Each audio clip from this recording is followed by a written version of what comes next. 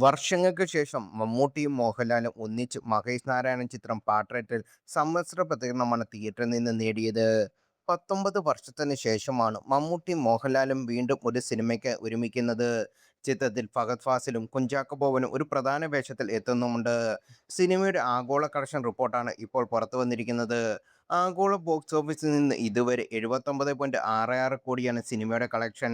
ഇന്ത്യയിൽ നിന്ന് 36.41 കോടിയും ഓവർസീസ് മാർക്കറ്റിൽ നിന്ന് 43.25 കോടിയുമാണ് സിനിമയുടെ ഇതുവരെയുള്ള സമ്പാദ്യം. ആദ്യ 3 ദിവസം കൊണ്ട് മാത്രം സിനിമ നേടിയത് 61.25 കോടിയായിരുന്നു. ആദ്യ ദിനം ആഗോളതലത്തിൽ 29.37 കോടി നേടിയാണെന്ന് റിപ്പോർട്ടുകൾ. ഒരു മലയാള സിനിമയ്ക്ക് ലഭിക്കുന്ന രണ്ടാമത്തെ ഏറ്റവും ഉയർന്ന കളക്ഷനാണിത്. കേരളത്തിൽ നിന്ന് പാട്രിയറ്റ് നേടിയത് 8.5 കോടിയാണെന്നാണ് സൺസിക്ക് റിപ്പോർട്ട് ചെയ്യുന്നത്. ഇന്ത്യയിൽ നിന്ന് 9.80 കോടിയാണ് സിനിമയുടെ കളക്ഷൻ. മോഹൻലാൽ വരുന്ന ഭാഗങ്ങളെല്ലാം തിയേറ്ററുകളിൽ വൻ തരംഗം സൃഷ്ടിച്ചുവെന്നും സോഷ്യൽ മീഡിയയിൽ കമന്റുകൾ കാണാം.